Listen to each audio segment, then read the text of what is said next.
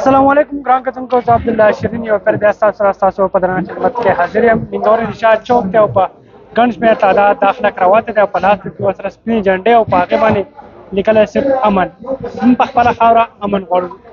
پی ټي آی قیادت چونکې پرون دغه وینا کړې وه چې په 3 جولای به په نشاط چوک کې موږ د امن مارچ آغاز کوو. نو هغوی نن باقاعده آغاز کړی دی. هغو دغه وینا چې دا امن مارچ به موږ په مختلف اضلاع کې مختلف چوکونو کې ادې دا سلسله به جاري ساتو. تاسو کتلی شئ چې په ګڼ شمېر تعداد خلک راغلی دی او یقین وکړئ ډېره سخته ګرمي ده په دې بهیږي او خلک ولاړ دي دلته. او اوس چونکې ایم پي ایس فضل حکیم هغه خطاب وکړی، خلک پرجوشه دي، د هغه تقریر چونکې خوښوي او خلک ډېر زیات پرجوشه دي او دغه وینا کوي بار بار چې په هېواد کې چې کوم قایم شوی امن دی دا په هېڅ صورت باندې موږ رانول نه غواړو. نو راځئ چې د هغو کوم خطابات چې د هغو چې کوم خبرې دي هغه ستاسو سره شریک کړو.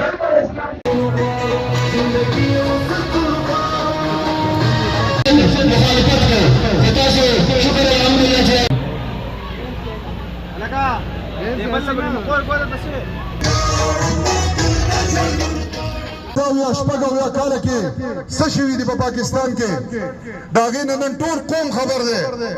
که فرض که موږ د 95 2000 2005 2010 خبره کوو موږ به چې څه کتل موږ به یې دا ټیک ته ځکه موږ ټول عمر موږ اختر هم د وفاق سره منو کړی دی، موږ روژه هم د وفاق سره نیولې ده، موږ چې هر حکم دی هغه د هغو منلی دی.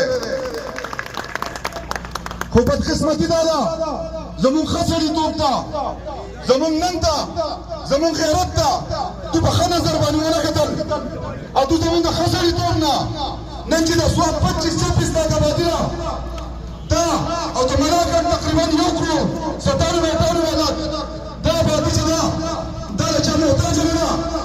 موږ الحمدلله پښتانه نه مخکې د چا نه یېرېدلي نه تېر شوي حکومتونو کې یېرېدلي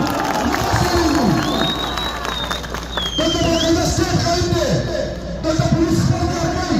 کله په 2007 کې طالبانیزیشن شروع شو په هغه وخت به زما رابطه وشوه زموږ نر وزیر اعلی غوره دا کوم خلک چې خبرې کوي واورئ هغه د عمران خان کلاړي دی، د چا کلاړي دی چې څوک په زندان کې د دې وطن دپاره او د دې عوام دپاره بند او کمپرومایز نه کوي چې زه به ټوټې شم خو خپل کمپرومایز نه کوم. من د هغه خلکو کلاړیان یو د سلو بې غیرتونه څخی د سلو بې غیرتونه څخی چا وباغي د سلو بې غیرتونه څخی یو د زندان نه راغی دا اوچت کوي کنه اوچتې کوي اوچته کوي دا نه راځي د دې یو کس د سل کسان مقابله نشي کولای. یاد وساتئ هغه دا پیغام راورسوي چې زه وزیر اعلی یم او تاسو زما ټیم یې او زما عمران خان مشر یې د چا پلار په ملګري جرګې او په سواد کې اپریشن نشي کولی.